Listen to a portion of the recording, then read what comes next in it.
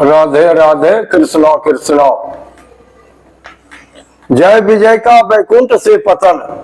श्री ब्रह्मा जी ने कहा, देवगण, जब योग निष्ठा सनकादि मुनियों ने इस प्रकार स्तुति की, तब वैकुंठ निवास श्री हरि ने उनकी प्रशंसा करते हुए यह कहा। श्री भगवान ने कहा, मुनिगण, ये जय विजय मेरे पार्षद है। इन्होंने मेरी कुछ भी परवाह न करके आपका बहुत बड़ा अपराध किया है।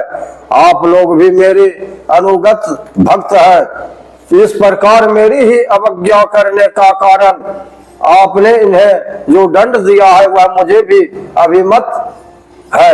ब्राह्मण मेरे परम आराध्य है। मेरे अनुचरों के द्वारा आप लोगों का जो तिरस्कार हुआ है उसे मैं अपना ही किया हुआ मानता हूँ। इसलिए मैं आप लोगों से प्रसन्नता की भिक्षा मांगता हूँ। सेवकों के अपराध करने पर संसार उनके स्वामी का ही नाम लेता है।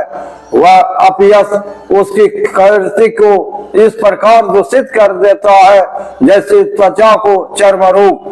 मेरी निर्बल सुयश सुधा में गीता लगाने से चंडाल प्रयत्न सार जगत तुरंत पवित्र हो जाता है। इसलिए मैं वैकुंठ कहलाता हूँ, किंतु यह पवित्र कीर्ति मुझे आप लोगों से ही प्राप्त हुई है। इसलिए जो कोई आपके विरुद्ध आचरण करेगा वह मेरी भुजा ही क्यों न हो, मैं उसे तुरंत काट डालूंगा। आप लोगों की सेवा करने से ही मेरी चरण रज को ऐसी पवित्रता प्राप्त हुई है कि वह सारे पापों को तत्काल नष्ट कर देती है। और मुझे ऐसा सुंदर स्वभाव मिला है कि मेरे उदासीन रहने पर भी लक्ष्मी जी मुझे एक क्षण के लिए भी नहीं छोड़ती। यद्यपि कि इन्हों के लेस मात्र कृपा कटाक्ष के लिए अन्य ब्रह्मादि देवता नाना प्रकार के नियमों एवं व्रतों का पालन करते हैं, जो अपने संपूर्ण कर्म फल मुझे अर्पण कर सदा संतुष्ट रहते हैं। वे निष्काम ब्राह्मण ग्रास ग्रास पर तृप्त होते हुए घिसे तरह के पकवानों का जब भोजन करते हैं, तब उनके मुख से मैं जैसा तृप्त होता हूँ वैसा यज्ञ में अग्नि रूप मुख से यजमान की दी हुई आहुतियों को ग्रहण करके नहीं होता। योग माया का खंड और असीम ऐश्वर्य मेरे अधीन है तथा मेरी चरणों करुपिनी गंगा जी चंद्रमा को मस्तक पर धारण करने वाले भगवान शंकर के सहित समस्त लोकों को पवित्र करती है। ऐसा परम पवित्र एवं परमेश्वर होकर भी मैं जिनकी पवित्र चरण रज को अपने मुकुट पर धारण करता हूँ, उन ब्राह्मणों के कर्म को कौन नहीं सहन करेगा। ब्राह्मण दूध देने वाली गौएं और अनाथ प्राणी ये मेरी ही शरीर है। पापों के द्वारा विवेक दृष्टि नष्ट हो जाने के कारण जो लोग इन्हें मुझसे भिन्न समझते हैं, उन्हें मेरे द्वारा नियुक्त यमराज के गिरध जैसे दूध जो संपर्क समान क्रोधी है, अत्यंत क्रोधित होकर अपनी चोंचों से नोचते हैं। ब्राह्मण तिरस्कार पूर्वक कुटु भाषण भी करे तो भी जो उसमें मेरी भावना करके प्रसन्न चित्त से तथा अमृत भरी मुस्कान से युक्त मुख कमल से उसका आदर करते हैं, तथा जैसे रूठे हुए पिता को पुत्र और आप लोगों को मैं मानता हूँ, उसी प्रकार जो प्रेम पूर्ण वचनों से प्रार्थना करते हुए उन्हें शांत करते हैं, वे मुझे अपने वश में कर लेते हैं। मेरे इन सेवकों ने मेरे अभिप्राय न समझकर ही आप लोगों का अपमान किया है। इसलिए मेरे अनुरोध से आप केवल इतनी कृपा कीजिए कि इनका यह निर्वासन काल शीघ्र ही समाप्त हो जाए। ये अपने अपराध के अनुरूप अधम गति को भोग कर शीघ्र ही मेरे पास लौट आए।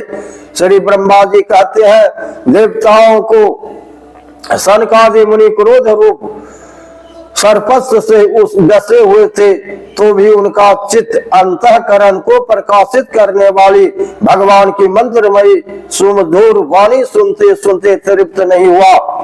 भगवान की उक्ति बड़ी ही मनोहर और थोड़े अक्षरों वाली थी, किंतु वह इतनी अर्थपूर्ण, सार युग दुर्विजय और गंभीर थी कि बहुत ध्यान देकर सुनने और विचार करने पर भी वे यह न जान सके कि भगवान क्या करना चाहते हैं।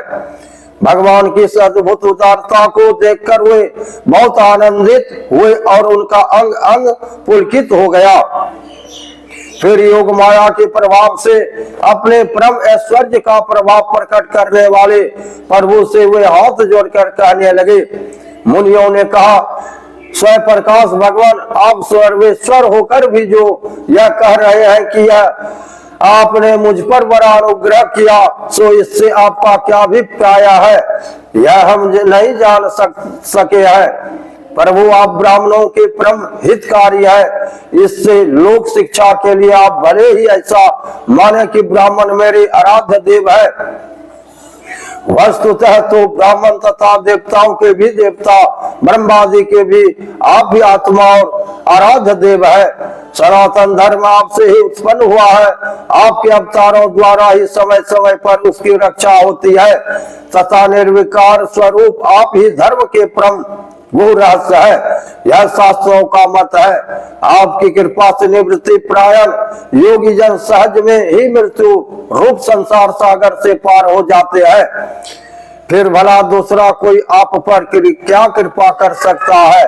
भगवान दूसरे अर्थार्थी जन जिनकी चरण रज को सर्वदा अपने मस्तक पर धारण करते हैं, वे लक्ष्मी जी निरंतर आपकी सेवा में लगी रहती है। सो ऐसा जान पड़ता है कि भाग्यवान भक्तजन आपके चरणों पर जो नूतन तुलसी की माला अर्पण करते हैं, उन पर गुंजार करते हुए भौरों के समान वे भी आपके पाद पाद्यों को ही अपना निवास स्थान बनाना चाहती है, किंतु अपने पवित्र चरित्रों से निरंतर सेवा में तत्पर रहने वाली उन लक्ष्मी जी का भी आप विशेष आदर नहीं करते।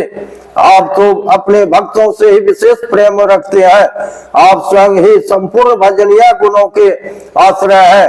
क्या जहाँ तहाँ विचरते हुए ब्राह्मणों के चरणों में लगने से पवित्र हुई मार्ग की धूली और श्री वस्त्र का चिन्ह आपको पवित्र कर सकते हैं? क्या इनसे आपकी शोभा बढ़ सकती है? भगवान, आप साक्षात धर्म स्वरूप है। आप सत्य आदि तीनों योगों में प्रत्यक्ष रूप से विद्यमान रहते हैं तथा ब्राह्मण और देवताओं के लिए तप, सोच और दया अपने इन तीन चरणों से इस चराचर जगत की रक्षा करते हैं। अब आप अपनी शुद्ध सत्वमयी वरदायिनी मूर्ति से हमारे धर्म विरोधी रजोगुण तमोगुण को दूर कर दीजिए। देवी है, ब्राह्मण कुल आपके द्वारा अवश्य रक्षणीय है। यदि साक्षात धर्म रूप होकर भी आप सुमधुर वाणी और पूजन आदि के द्वारा इस उत्तम कुल की रक्षा न करें तो आपका निश्चित किया हुआ कल्याण मार्ग ही नष्ट हो जाए, क्योंकि लोग तो श्रेष्ठ पुरुषों के आचरण को ही परिणाम रूप से ग्रहण करता है। प्रभु, आप सत्य गुणी की खान है और सभी जीवों का कल्याण करने के लिए उत्सुक है।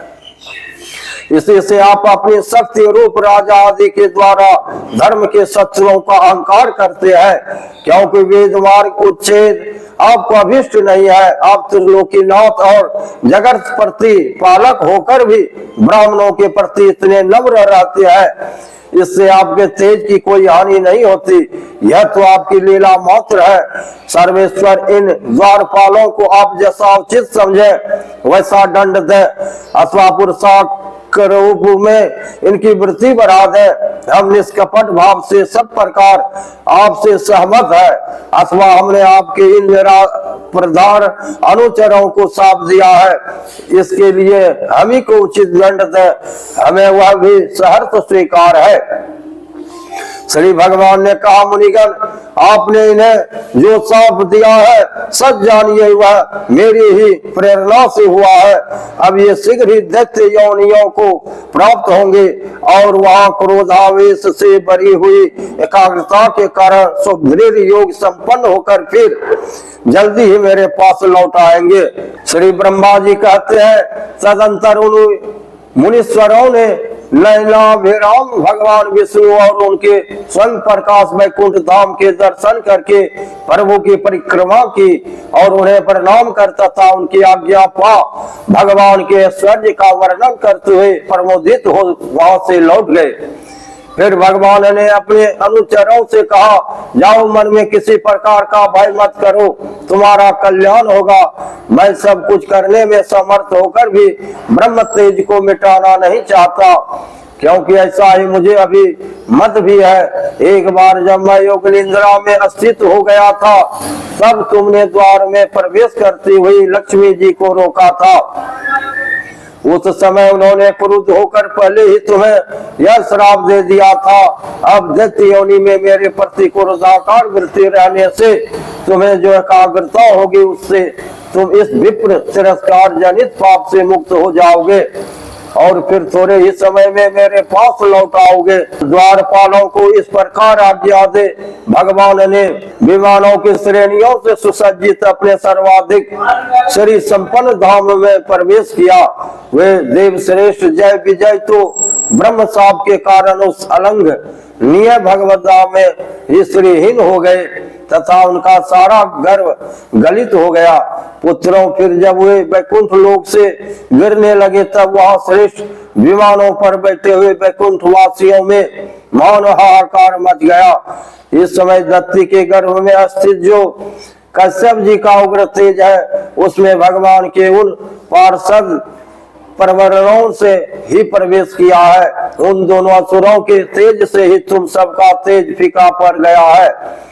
इस समय भगवान ऐसा ही करना चाहते हैं जो आदि पुरुष संसार की उत्पत्ति, स्थिति और लय के कारण है, जिनकी योग माया को बड़े बड़े योगी जन भी बड़ी कठिनता से पार कर पाते हैं। वे सत्वाधिक तीनों गुणों के नियंत्र श्री हरि ही हमारा कल्याण करेंगे। अब इस विषय में हमारे विशेष विचार करने से क्या लाभ हो सकता है।